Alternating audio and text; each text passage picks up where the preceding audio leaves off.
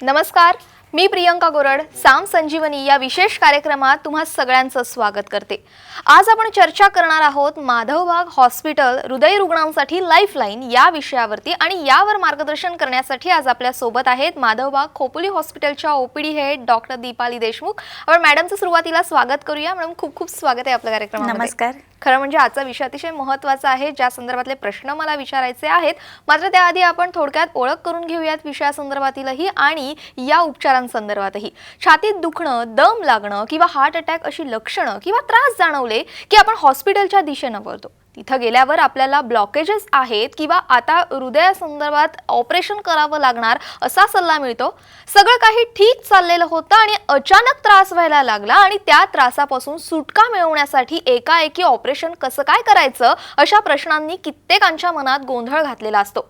असे रुग्ण हे आपल्या शरीराला कोणत्याही प्रकारची इजा पोहोचता कामा नये या हेतूने दुसरे पर्याय शोधत असतात आणि म्हणून अशाच रुग्णांच्या प्रश्नांची उत्तरं देण्यासाठी, त्यांच्या सर्व शंकांचे निरासन करण्यासाठी आणि माधवबागची विना शस्त्रक्रिया असलेली संपूर्ण हृदय शुद्धीकरण चिकित्सा त्यांच्यासाठी कशी उपयोगी ठरू शकते याविषयीची उपयुक्त माहिती देण्यासाठीच आज डॉक्टर दीपाली देशमुख मॅडम आपल्या स्टुडिओमध्ये उपस्थित आहेत। कार्यक्रमाला सुरुवात करण्याआधी मी तुम्हाला सगळ्यांना सांगू इच्छिते की माधवबागनं त्यांच्या कॉपीराइट प्राप्त विना शस्त्रक्रिया आयुर्वेदिक चिकित्सेच्या मदतीने आतापर्यंत हृदयविकार, उच्च रक्तदाब, अतिलठ्ठपणा, कोलेस्ट्रॉल आणि मधुमेह अशा 10 लाखांहून अधिक रुग्णांना त्यांच्या आजारातून मुक्त करून आनंदी जीवनाचा अनुभव दिलेला आहे।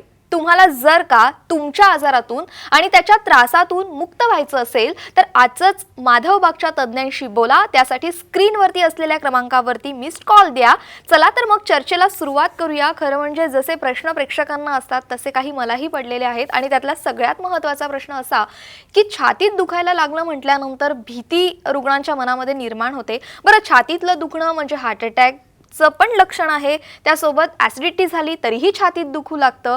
पण नेमकं छातीतलं दुखणं हे कशामुळे आहे, हे रुग्णांनी कसं ओळखायचं आणि त्यासाठी वेगळ्या काही तपासण्या आहेत का? ओके, बघा, हृदयरोग म्हणलं की छातीत दुखणं हे महत्त्वाचंच लक्षण आहे।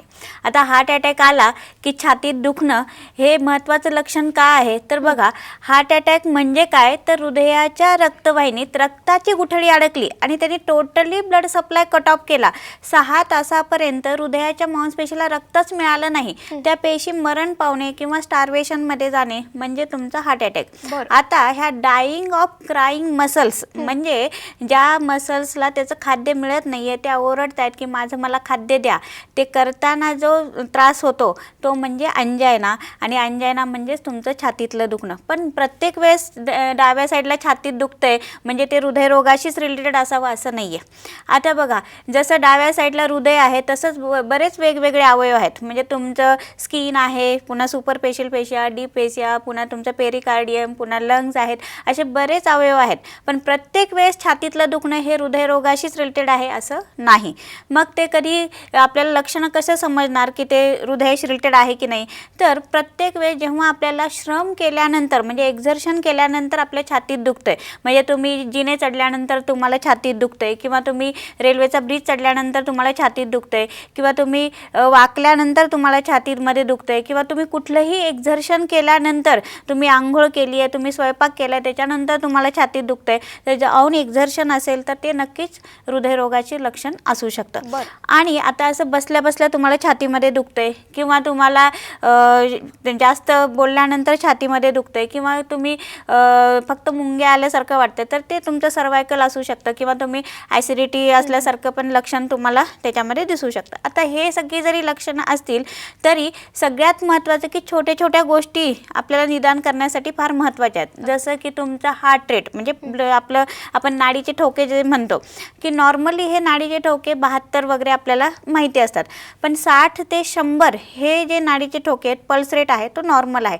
पण त्याच्या उपर तो 100च्या वर जातोय किंवा 60च्या खाली येतोय ते आपण आरामशीर बघू शकतो घरी। तर ते वाढत असेल तर नक्की ते हृदयामध्ये काहीतरी प्रॉब्लेम आहे हे आपल्याला समजून येऊ शकतं। सोबतच ब्लड प्रेशर, आता सगळ्यांच्या घरी मोस्टली मशीन असतेच, त्याच्यामध्ये ब्लड प्रेशर तुमचं आपल्याला माहिती आहे की 120/80 म्हणजे नॉर्मल, पण 90/60 ते 140/90 ही मधली सगळी रेंज नॉर्मलची आहे.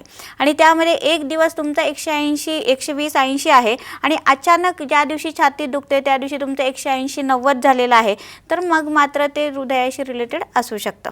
आता हे छोटी गोष्ट झाली. सोबतच मग आता आपण बाहेर गेल्यानंतर ECG बघितला, ECGमध्ये चेंजेस आहेत, तर आपल्याला समजून येतं हे नक्की हृदयाशी रिलेटेड आहे की नॉर्मल आहे. आणि सगळ्यात महत्त्वाचे टेस्ट असतात ते असतात स्ट्रेस टेस्ट. म्हणजे ट्रेडमिल टेस्ट जी असते ना, पट्ट्यावर चालण्याची टेस्ट आपण म्हणूयात, is the mirror of heart disease. म्हणजे अँजिओग्राफीमध्ये किती का ब्लॉकेजेस असे ना, ते ब्लॉक करतात की नाही हे आपल्याला ट्रेडमिल टेस्टवरून समजतं. आता ट्रेडमिल टेस्ट म्हणजे काय, तर तुमच्या छातीला सगळे लीड्स लावले जातात आणि तुम्हाला पट्ट्यावर चालवलं जातं आणि डॉक्टर प्रत्येक मिनिटाचा ECG, heart rate, blood pressure तुमचं कॉम्प्युटरवर बघत असतं. आणि त्यामध्ये तुमच्या ECGमध्ये चेंजेस आहेत, हार्ट रेट वाढलेला आहे, ब्लड प्रेशर कधी वाढतोय, कधी त्रास होतोय, हे सगळं बघून तुमची स्ट्रेस टेस्ट पॉझिटिव्ह आहे की निगेटिव्ह आहे हे समजतं. पॉझिटिव्ह म्हणजेच काय, तर हृदयाच्या मांसपेशीला रक्तपुरवठा कमी होतोय, त्याच्यामुळे तुम्हाला त्रास होतोय. तर हे अँजिओग्राफीमध्ये किती का ब्लॉकेजेस असे ना, ते ब्लॉक करतात की नाही हे स्ट्रेस टेस्टवरून समजतं. म्हणून stress test is the mirror of heart disease. आणि त्यासोबतही अजून एक महत्त्वाची टेस्ट आहे, ती मात्र 2D इको GLS. म्हणजे आपण 2D इको हे नाव ऐकलेलंच आहे, पण त्याच्यामध्ये आपल्याला हृदयाच्या मांसपेशीला रक्तपुरवठा किती होतोय, हृदयाची कार्यक्षमता काही कमी झालेली आहे का, काही हार्ट डिसीज म्हणजे कंजनायटल लहानपणा किंवा जन्मताच तुम्हाला काही हृदयाचे त्रास आहेत का, ते आपल्याला 2D इकोवरून समजतं. पण 2D इको GLSमध्ये ग्लोबल लँजिट्युडिनल स्ट्रेन, त्याच्यामध्ये तुम्हाला पिक्चरमध्ये कुठल्या भागाला रक्तपुरवठा कमी होतो हे दिसून येतं. बघा आता आपण एक स्क्रीनवर बघतोय की त्यामध्ये बिफोर जो आहे तो सगळा ब्ल्यू कलर जो दिसतोय तो म्हणजे त्या मांसपेशीला रक्तपुरवठा बिलकुलच होत नाहीये. आणि इकडच्या साईडला जे रेड दिसतंय तिथे मात्र सगळा रक्तपुरवठा व्यवस्थित होताना दिसतोय. म्हणजे आपल्या ट्रीटमेंटच्या पूर्वी आपण ह्या टेस्ट करून घेतो आणि पुन्हा शेवटच्या दिवशी करून विथ रिपोर्ट्स पेशंटला फरक दाखवतो.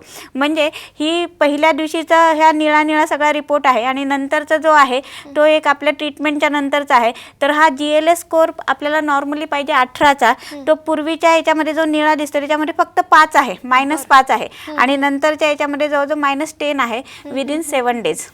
म्हणजेच हृदयाच्या मांसपेशीला रक्तपुरवठा किती होतं हेही समजलं आणि आपल्याला एक सॅटिस्फॅक्शन पण मिळालं की आपल्याला एवढ्या कमी दिवसामध्ये आपल्याला फरक होतोय. त्याच्यामुळे अशा वेगवेगळ्या आपण छोट्या छोट्या टेस्ट करून पेशंटच्या पहिल्या दिवशी सगळ्या टेस्ट करून घेतो, पुन्हा शेवटच्या दिवशी करून घेतो आणि विथ रिपोर्ट्स पेशंटला फरक दाखवतो की हा सूर्य हा जयद्रथ आपण इथेच दाखवून देतो. त्यामुळे पेशंटही सॅटिस्फाईड होतात, त्यांचे जे त्रास आहेत ते सगळे कमी होताना दिसतात आणि विथ रिपोर्ट्स पण त्यांना सॅटिस्फॅक्शन मिळतं. नक्कीच. आता हे सांगत असताना टेस्टबद्दल सांगत असताना आपण एक उल्लेख केला होता ब्लॉकेजेस संदर्भातला. खरं म्हणजे ब्लॉकेजेस असलेले जे काही रुग्ण आहेत त्यांच्यामध्ये मधुमेहाचं किंवा मग उच्च रक्तदाबाची लक्षणं असल्याचंही पाहायला मिळतं, हे आजार असल्याचंही पाहायला मिळतं. त्यामुळे या तिन्ही आजारांचा परस्परांशी संबंध आहे का? नक्कीच आहे. हे सगळे एकमेकाच्या हातात हात घालून जाणारे डिसीज आहेत. म्हणजे डायबिटीज असला की तुमचं ब्लड प्रेशर होतं, ब्लड प्रेशर असलं की तुमचं ब्लॉकेजेस होतात. आता आपण सगळ्या छोट्या छोट्या गोष्टी हे एकदा बघून घेऊयात. म्हणजे डायबिटीज म्हणजे नेमकं काय, तर आपण काहीही खाल्लं, पोळी भाजी सलाड नॉनव्हेज तिखट मीठ शरीरात आत गेलं ना की त्याची साखरच तयार होते. ही साखर तुमच्या रक्तवाहिन्यामध्ये रक्तासोबत फिरत असते. ही तुमची रक्तवाहिनी, त्याच्यामध्ये साखर आहे. आणि तुमच्या ज्या मांसपेशी आहेत, तुमच्या हृदयाच्या, पोटाच्या, पायाच्या, ब्रेनच्या, त्यांचं खाद्य असतं साखर. ह्या मांसपेशीपर्यंत ही रक्तातली साखर मिळण्यासाठी इथे इन्सुलिनचे दरवाजे असतात. इन्सुलिनचे दरवाजे ओपन झाले की ती रक्तातली साखर घेतात आणि त्यांच्या मांसपेशीला त्याचं खाद्य मिळतं. ही झाली इन्सुलिनची नॉर्मल सायकल. पण ह्या टाईप 2 डायबिटीजमध्ये काय होतं की इन्सुलिनच्या दाराशी एक प्रकारचं आवरण येतं, इन्सुलिन रेजिस्टन्स होतं. तो कशाचा असतो, तर चरबीचा असतो.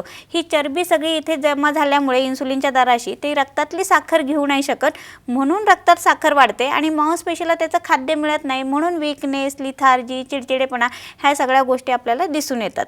आता याच्यामध्ये कल्प्रिट कोण आहे, तर ही चरबी आहे. म्हणजे अतिरिक्त वजन वाढणे हे सगळ्या डिसिजेसचं कारण आहे. म्हणजे तुमचं हृदयरोग म्हणा, तुमचं डायबिटीज म्हणा, ब्लड प्रेशर म्हणा, याचं सगळ्याचं कारण आहे तुमचं वजन वाढणे.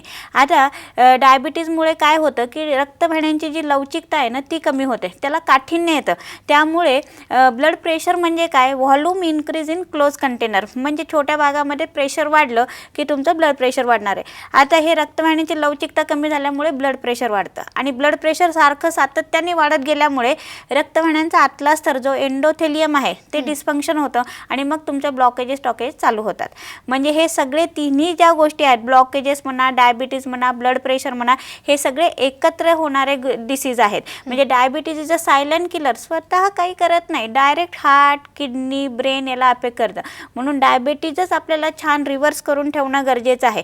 म्हणजे आपण आपल्या ह्या ट्रीटमेंटमध्ये डायबिटीज पूर्ण समूळ रिव्हर्स करून ठेवतो. म्हणजे रिव्हर्स म्हणजे काय, तर पुढे गेलेली गाडी पुन्हा पूर्वरूप नॉर्मल स्थितीमध्ये आणून ठेवणे. तर आपण जर तुमचं 250 वगैरे शुगर असेल तर ती नॉर्मल म्हणजे 100 आणि GTT निगेटिव्ह करणे म्हणजे ग्लुकोज टॉलरन्स टेस्ट, म्हणजे 75 ग्राम साखर खाऊन पुन्हा 2 तासांनी साखर बघितली तरी ती नॉर्मल आलेली असेल, असं आपण 3 महिन्यामध्ये पेशंटला करून देणार आहोत.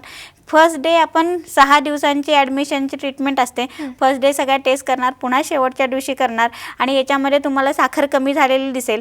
आणि त्याच्यासोबत आपल्याला 3 महिन्यामध्ये जे GTT जी 75 ग्राम साखर खाऊन जी टेस्ट करायची आहे ती 90 दिवसामध्ये आपल्याला ती रिव्हर्स झालेली दिसणार आहेत, without your medicines and our medicines also.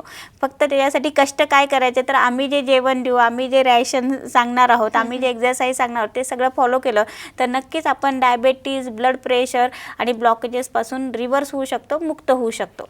नक्कीच. खरं म्हणजे आता कोविड काळामध्ये आपण पाहतोय की रुग्णांमध्ये पोस्ट कोविड रुग्णांमध्ये मधुमेह असेल किंवा मग डायबिटीज जसं मी आता म्हणाले, त्याचप्रमाणे BPचे त्रास असतील, तर असे आजार उद्भवायला सुरुवात झालेली आहे. आणि आता याच्यावरती मात करण्यासाठी माधवबागची कशी मदत होऊ शकते या रुग्णांना? बघा, पोस्ट कोविडनंतर डायबिटीचं प्रमाण खूप वाढताना दिसतंय. पुन्हा तुमचं ब्लड प्रेशर स्ट्रेसमुळे वाढतोच आहे आणि त्यामुळे तुमचं एंडोथेलियल डिसफंक्शन आणि मग हे हार्ट डिसीज, पुन्हा स्ट्रेसमुळे पुन्हा हार्ट डिसीजचा प्रॉब्लेम होताना दिसतोय. आता ह्या सगळ्यांवर ट्रीटमेंट आहेच आहे. की कसं आहे की ब्लड प्रेशर वाढतंय तेव्हा स्ट्रेस मॅनेजमेंट करण्यासाठी पंचकर्म, मेडिसिन, डाएट असं केलं तर नक्कीच फायदा होतो. आणि ज्यांना पोस्ट कोविड ज्यांना दम लागतोय किंवा छातीमध्ये भारी पण वाटतंय किंवा नुसता खोकला कंटिन्युअस राहतोय, खूप वीकनेस आहे, बिलकुलही काही औषधं घेतले तरी त्यांचा वीकनेस कमी होत नाही आहे, त्यांना जर ही पंचकर्माची ट्रीटमेंट केली तर नक्कीच खूप फायदा होताना आपल्याला दिसून येतोय. आणि विथ रिपोर्ट्स आपण पेशंटला फरक दाखवतोय. त्याच्यामुळे पेशंटचा जो खोकला आहे किंवा जे जनरलाइज वीकनेस होतोय तो 7 दिवसामध्ये कमी झालेला होताना आपल्याला दिसतोय. त्याच्यासाठी आपण कार्डिओ फिजिओथेरपी करतो, पुन्हा फुफ्फुसांचे काही वेगवेगळ्या प्रकारची फिजिओथेरपी करून घेतो, पुन्हा पंचकर्म, मेडिसिन अशी ट्रीटमेंट असते. त्याच्याने 6 दिवसामध्ये पेशंटला फरक होताना दिसून येतोय. सोबत हे डायबिटीज, ब्लड प्रेशर आणि ब्लॉकेजेस हे सगळे रिस्क फॅक्टरच आहेत, त्याच्यावर आपण ट्रीटमेंट करतोच. हे पोस्ट कोविड नंतर याच्यामध्ये जास्त कॉम्प्लिकेशन होत आहेत, तर हे कॉम्प्लिकेशन पण सगळे सॉल्व्ह होताना आपल्याला दिसून येत आहेत.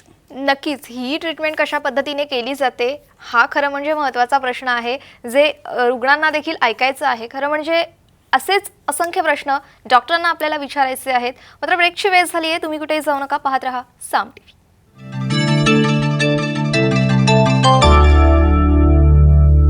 ब्रेक नंतर पुन्हा एकदा आपलं स्वागत आहे. खरं म्हणजे विना शस्त्रक्रिया हृदय विकारासारखे आजार जे आहेत या आजारातून बाहेर काढणं ही मोठी गोष्ट आहे आणि माधवबागकडून हे असंच केलं जातं. से रुग्णांचा देखील अनुभव जो आहे तो ऐकण्यासारखा असतो. प्रत्येक कार्यक्रमामध्ये आपण असा एखादा तरी अनुभव घेतो. आजही आपल्या कार्यक्रमामध्ये असाच एक अनुभव प्रेक्षकांसाठी आपण शेअर करणार आहोत. पाहूयात हा एक अनुभव. नमस्कार, माझं नाव देवेंद्र संपतराव इथाप आहे. प्रत्येकाला एक मानसिक टेन्शन असतं, काही असतं. असं एका टेन्शनमध्ये मी काम करत असताना सकाळी मला एकदम घाबरल्यासारखं झालं. संध्याकाळी 5 वाजता एक डॉक्टरांची भेट झाली. त्यांनी ताबडतोब मला ॲडमिट होण्यासाठी एक हॉस्पिटलचं चिठ्ठी दिली. अशा वेळी माझा एकदम BP लो होत गेला. ते सिस्टरच्या लक्षात आलं. सिस्टर एकदम ओरडली. त्यापुढं मला काय आठवत नव्हतं. दुसऱ्या दिवशी मला सेकंड डेला मला सांगितलं, तुम्हाला एक सिव्हिअर अटॅक येऊन गेला, त्यामध्ये तुम्ही पूर्णपणे तुमच्या शरीराच्या नाड्या वगैरे थांबल्या होत्या, फंक्शन पूर्ण थांबलं होतं. आम्हाला इथली नस हालताना सापडली कानामागची, म्हणून आम्ही तुम्हाला इलेक्ट्रिक शॉक देऊन तुम्हाला जाग केलं.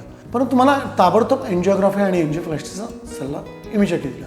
मी ज्या बिल्डिंगमध्ये राहत होतो त्या बिल्डिंगमध्येच माझ्या खाली एक डॉक्टर राहत होते. ते डॉक्टरांची 2 दिवसापूर्वी एन्जिओप्लास्टी झाली होती आणि तिसऱ्या दिवशी ते एन्जिओप्लास्टी करत असतानाच एक्सपायर झाले. मी त्यावेळी ठाम निर्णय घेतला की एन्जिओप्लास्टी करायची नाहीच. त्यावेळेलाच मला माधवबागचा गुगलवर मला माहिती मिळाली. मी ताबडतोब माधवबागला आलो. माधवबागला आल्यानंतर नाडी परीक्षण केलं, 2D एकोचा सल्ला दिला. संध्याकाळीच जेवायला गेलो. जेवण बघितलं इतकं चिडलो. रोज 2-2.5 भाकरी खाणारा माणूस याच्यावर काय खाणार. तुम्हाला लिटरली सांगतो, 2002 सालापासून मला BP होता, ब्लड प्रेशर होतं. 6 गोळ्या मला होता, 6 टॅबलेट होता. जाताना मला एकही ॲलोपॅथिक टॅबलेटची गोळी नव्हती. मी 4 वाजता उठतो, 4:30 पावणे 5ला सगळं फ्रेश होऊन चालायला जातो. चालवल्यानंतर तुमच्या MIB+ ॲप लावतो. आज माझं 14 किलो वजन कमी झालं, त्याबरोबर 15 सेंटीमीटर पॅन्टचा घेर कमी झालेला आहे. योग्य आहार, योग्य व्यायाम यानं आपण किती चांगले होऊ शकतो हे मला माधवबागनं शिकवलं आहे. माधवबागची एकच अट की त्या तुम्ही फॉलो करा. जे काय इन्स्ट्रक्शन देतात, जो काय आहार देतात तो फॉलो करा, जो व्यायाम सांगतात ते फॉलो करा. तुम्हाला लवकर रिझल्ट मिळतात. मी प्रत्यक्ष उदाहरण आहे. रुग्ण जे असतात एखाद्या आजारामध्ये असल्यानंतर ते घाबरलेले असतात, मात्र त्याच आजारातून बाहेर आल्यानंतर हा असा कॉन्फिडन्स त्यांचा पाहायला मिळतो. डॉक्टर, खरं म्हणजे आपण हार्ट पेशंट संदर्भात बोलतोय आणि हार्ट पेशंटला जर का एखादी इमर्जन्सी आली तर मग माधवबाग कशा पद्धतीने कार्य करत असतं, कशा पद्धतीने तत्परतेनं काम केलं जातं? बघा, आपण ॲडमिटच पेशंट सगळे हार्टचे करतो. ज्यांना हार्ट अटॅक येऊन गेलेला आहे, ज्यांच्या हृदयाची कार्यक्षमता कमी झालेली आहे, म्हणजे नॉर्मली आपल्या सगळ्यांचं हृदय ना 50 ते 60% काम करतं, ज्यांचं 15% करते, 10% करते, 20% करते, असे सगळे रुग्ण आपण ॲडमिट करत असतो. ज्यांच्या मल्टिपल ब्लॉकेजेस आहेत असं सांगितलेलं जातं, अर्जंट बायपास सर्जरी करा, प्लास्टिक करा असं सांगितलं जातं. अशा सगळ्या रुग्णांना आपण ॲडमिट करतो. तेव्हा त्यांना काहीही इमर्जन्सी झाली तर आपल्याकडे सगळ्या गोष्टी अवेलेबल आहेत. म्हणजे आपल्याकडे ICU, HDU प्लस तुमचं डिफिब्रिलेटर, व्हेंटिलेटर, त्याच्यावर ॲम्ब्युलन्स, सगळ्या गोष्टी अवेलेबल आहेत. जे जे त्यांना गरजेचं लागेल ते सगळ्या गोष्टी आपल्याकडे होतात. आपल्याकडे इमर्जन्सी मेडिकल सर्व्हिसेस म्हणजे आम्ही जे डॉक्टर आहोत ते 15 ते 16 वर्षाचा अनुभव आहे, ICUचा मॅनेजमेंट करण्याचा अनुभव असलेले डॉक्टर्स आहेत. आणि त्यावर रोज आपल्याकडे कार्डिओलॉजिस्ट येतात राऊंडला. म्हणजे आम्ही ट्रीटमेंट आयुर्वेदिक करतो आणि रोज कार्डिओलॉजिस्ट येऊन ते सगळं त्याचं देखरेख करत असतात की त्यांना काय ॲलोपॅथीचे मेडिसिन कमी करायचे आहेत, जास्त करायचे आहेत, सगळ्याच गोष्टी. म्हणजे सपोज त्यांची शुगर 50 आली तर वेगळी गोळी घ्यायची गरज नाही, असं दाखवत आपण रुग्णांचे मेडिसिन पण बंद करत असतो. जसं काकांनी आत्ता सांगितलं की 6 गोळ्या चालू होत्या आणि जाताना त्यांची एकही गोळी नाही आहे, तर ते आम्ही फक्त ट्रीटमेंट केली आणि कार्डिओलॉजिस्ट येऊन त्यांनी सगळं ते बंद करून दिलं. म्हणजे विथ रिपोर्ट्स आपण आणि सोबत त्यांच्या औषधं गोळ्या न घेता आपण व्यवस्थित राहू शकतो. पण त्यासाठी डाएट, एक्झरसाइज, पंचकर्म, मेडिसिन असे प्रॉपर ट्रीटमेंट करणं गरजेचं आहे.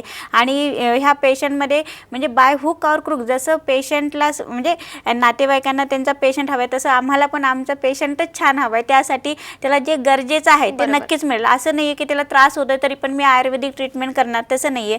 तर मल्टी डिसिप्लिनरी आपलं हॉस्पिटल आहे. त्याच्यामध्ये तुमचं अंडर स्ट्रिक्ट ऑब्झर्वेशन डॉक्टरांच्या सगळ्या गोष्टी केल्या जातात. म्हणजे सकाळी 4:30 वाजल्यापासून ते रात्री 8:30 पर्यंत पेशंटचा दिवस असतो. प्रॉपर सगळ्या ठिकाणी डॉक्टर्स सोबत असूनच त्यांची सगळी ट्रीटमेंट केली जाते. म्हणजे सकाळी व्यायाम पण असाच नाही केला जात. तर under strict doctor observation, yoga, pranayama, meditation हे सगळं अंडर स्ट्रिक्ट डॉक्टर ऑब्झर्वेशन केलं जातं. 2 वेळा पंचकर्म होतं तेव्हा पण तिथे डॉक्टर असतात. एक्झरसाइज करताना, सगळ्या गोष्टी करताना तिथे अंडर स्ट्रिक्ट डॉक्टर ऑब्झर्वेशनच सगळं केलं जातं. त्यामुळे पेशंटला 99% पेशंटला काही इमर्जन्सी होत नाही आणि झाली तरी आपल्याकडे सगळ्या गोष्टी अवेलेबल आहेत. आणि ज्यांना आणि असाही कोणी पेशंट आला की बाहेरून लगेचच त्यांना हार्ट अटॅक आलेला आहे आणि आपण म्हणजे डायरेक्ट आलेले आहेत तर आपण तीही ट्रीटमेंट करतो. आणि त्याच्यासोबत जर त्यांना गरज असेल तर मग आपण त्यांना ICU मॅनेजमेंट पण करून देतो. नक्कीच माधवबागच्या चिकित्सांसंदर्भामध्ये तर आपण अनेक कार्यक्रमामध्ये बोललेलो आहोत. त्यातलीच एक महत्त्वाची आहे ती म्हणजे SHS. ही जर का चिकित्सा केली तर त्याचे परिणाम कशा पद्धतीने होतात, ब्लॉकेजेस कमी होण्यासाठी कशी मदत होते आणि इतर रुग्णांना देखील ही गोष्ट पटवण्यासाठी आपण कशा पद्धतीने टेस्ट करता किंवा कशा पद्धतीने रुग्णांना ही टेस्ट किती चांगली आहे, चिकित्सा किती चांगली आहे हे पटवून देता? बघा, ब्लॉकेजेस आणि SHS. आता ब्लॉकेजेस म्हणजे काय तर अडथळा. कशाला अडथळा करते तर रक्त पुढे जाण्यासाठी ते अडथळा करते आणि रक्त पुढे जात नाही आहे, हृदयाच्या मांसपेशीला रक्त पोहोचत नाही आहे, म्हणून दम लागणे, छातीत भरणे, चेस्ट पेन होणे ह्या सगळ्या गोष्टी दिसत आहेत. आणि त्याचमुळे रक्तपुरवठा व्यवस्थित होत नाही म्हणून आपण अँजिओग्राफी करतो, त्याच्यामध्ये ब्लॉकेजेस दिसतात, मग बायपास सर्जरी किंवा प्लास्टिक केली जाते. तर आपल्या ह्या संपूर्ण हृदय शुद्धीकरण SHS जी ट्रीटमेंट आहे त्याच्यामध्ये स्नेहन, स्वेदन, हृदयधारा, बस्ती अशी आपली ट्रीटमेंट असते. संपूर्ण हृदय शुद्धीकरण असं आपण ट्रीटमेंटचं नाव आहे. याच्याने काय होतं होतं तर पेरिफेरल रेजिस्टन्स कमी होऊन तुमचा व्हीनस रिटर्न वाढवला जातो. इनपुट वाढला की आउटपुट वाढतो आणि कोरोनरी फिलिंग्स होतात. म्हणजे आपण आपल्या पंचकर्माने नवीनच रक्तवाहिन्या तयार करून हृदयाचा रक्तपुरवठा वाढवून देतो. म्हणजे 7 दिवसामध्ये आपण नॅचरल वेनी बायपासच करून देतो आणि त्यामुळे पेशंटची जी लक्षणं आहेत ती सगळी तुम्हाला कमी होताना दिसतात. आणि 7 दिवसामध्ये आपण नॅचरल वेनी बायपास करून देतो आणि सोबत ब्लॉकेजेस रिव्हर्स होण्यासाठी, ब्लॉकेजेस कमी होण्यासाठी पण काम होतं आहे. म्हणजे जगामध्ये कोणीही ब्लॉकेजेस काढू शकत नाही. जगामध्ये एकच माणूस ब्लॉक काढू शकतो, तो म्हणजे स्वतः पेशंट, कारण त्यांनीच ते तयार केलेले आहेत. ब्लॉकेजेस म्हणजे काही बॅक्टेरिया, व्हायरस, दगड बसला असं काही नाही आहे. आपण जे खातो त्याचं व्यवस्थित पचन नाही झालं की त्याची खराब चरबी तयार होते, त्याला म्हणूयात सॅच्युरेटेड फॅट्स, आणि हळूहळू डिपॉझिट होत होत तुमचे ब्लॉक तयार होतात. ब्लॉक काही आता 1 किंवा 2 दिवसात तयार झाले असं नाही आहे, तर मागचे 10 ते 15 वर्षाची संप्राप्ती आहे. तर हे ब्लॉकेजेस जाण्यासाठी काही दिवस लागणारच. पण हे ब्लॉकेजेस आले कुठून? आपण खाल्लं पण वापरलं नाही म्हणून तर शरीरात डिपॉझिट होतं आहे. म्हणून व्यायाम करणं गरजेचं आहे, म्हणून पथ्य करणं गरजेचं आहे. ते एक्झॅक्टली काय करायचं, किती खायचं, किती संपवायचं, कुठल्या प्रकारचा व्यायाम करायचा ते सगळं आपण डिसाईड करून देतो.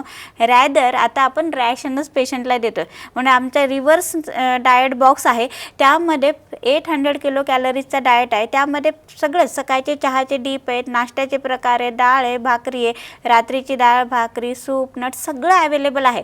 पण प्रमाण is very important. Calories wise सगळं डिफाईन केलं आहे. म्हणजे पूर्वी काय आपण खाल्लं पण वापरलं नाही म्हणून डिपॉझिट होतं आहे, म्हणून आता कमी खायचं आहे आणि जास्त वापरायचं आहे. म्हणजे लेवलमध्ये ऑलरेडी आणायचंय डिपॉझिट झालेलं आहे, ते ब्लॉकेजेस तुमचे रिव्हर्स होताना दिसतील आणि ते ब्लॉकेजेस पेशंटच रिव्हर्स करणार आहे. फक्त आम्ही त्याच्यासाठी मार्गदर्शक आहोत आणि त्याच्यामध्येही आपण विथ रिपोर्ट्स पेशंटला फरक दाखवतोय. त्यासाठी CT एंजिओ व्हॅल्यूमॅट्रिक स्टडी आपण पेशंटची केली. जवळजवळ आत्तापर्यंत 50 जणांची CT एंजिओचे रिपोर्ट्स आलेले आहेत आणि आता आउन गोईंग तर जवळजवळ 100च्या वर पेशंट आहेत. तर त्याच्यामध्ये CT एंजिओमध्ये काय केलं जातं की आतून म्हणजे जी नॉर्मल एंजिओग्राफी असते ना त्याच्यामध्ये डाय पुश करून फक्त चित्रामध्ये कुठे कुठे ब्लॉक आहेत हे दाखवले जातात. हे ब्लॉकेजेसचं जे पर्सेंटेज आहे ना ते कॉम्प्युटराईज नसतं, पण ह्या म्हणून ते ब्लॉक करतात की नाही हे आपल्याला त्याच्यामध्ये दिसून येत नाही. तर जी CT एंजिओ व्हॅल्यूमॅट्रिक स्टडी असते ना त्याच्यामधून आतून ह्या रक्तवाहिन्यांची पोकळी काही कमी झालेली आहे का हे आपल्याला दिसून येतं. तर ही रक्तवाहिन्यांची पोकळी किती आहे ही आपण पहिल्या दिवशी आपल्या 7 डेजच्या ट्रीटमेंटमध्ये एकदा बघून घेतो आणि पुन्हा 3ऱ्या महिन्यामध्ये आपण जेव्हा ब्लॉकेजेस ची पुन्हा CT एंजिओ केली तर हे ब्लॉकेजेस पण आपल्याला कमी होताना दिसत आहेत. म्हणजे आत्ता मी तुम्हाला हे रिपोर्ट दाखवते तर इकडे तुम्हाला 90%, 80%, 70% असे ब्लॉक दाखवतोय. ह्या दुसऱ्या याच्यामध्ये एका ठिकाणी 90%, एका ठिकाणी 80%. तर दुसऱ्या याच्यामध्ये जी आफ्टरची आहे त्याच्यामध्ये फक्त 17%, 18% असे ब्लॉकेजेस आहेत. आता माझी जरी एंजिओग्राफी केली तरी 17 ते 18% ब्लॉकेजेस निघणारच आहेत, म्हणून त्याला फार घाबरायचं कारण नाही आहे. 70%च्या वर ब्लॉकेजेस गेले की ते प्रॉब्लेम क्रिएट करतात. म्हणजे हे ब्लॉकेजेस पहिल्या दिवशीचे आणि हे 3 महिन्यानंतरचे, तर हे ब्लॉकेजेस सगळे आपल्याला कमी होताना दिसत आहेत. खरं म्हणजे रुग्णांची भीती घालवणं हे फार महत्त्वाचं आहे, त्यांच्यामध्ये एक पॉझिटिव्हिटी आणणं ते फार महत्त्वाचं आहे आणि माधवबागचं एन्व्हायरमेंट जे आहे तशा पद्धतीचंच आहे. खरं म्हणजे आज कार्यक्रमामध्ये वेळ होते आहे इथेच थांबण्याची, मात्र प्रेक्षकांना साम टीव्हीच्या इतकं छान आपण मार्गदर्शन केलं त्यासाठी खूप खूप धन्यवाद. धन्यवाद. साम संजीवनीमध्ये आज वेळ झालेली आहे इथेच थांबण्याची. पुन्हा भेटणार आहोत नवीन विषयासह, अधिक माहितीसह. आज मात्र आपल्या सर्वांची इथेच रजा घेते. नमस्कार.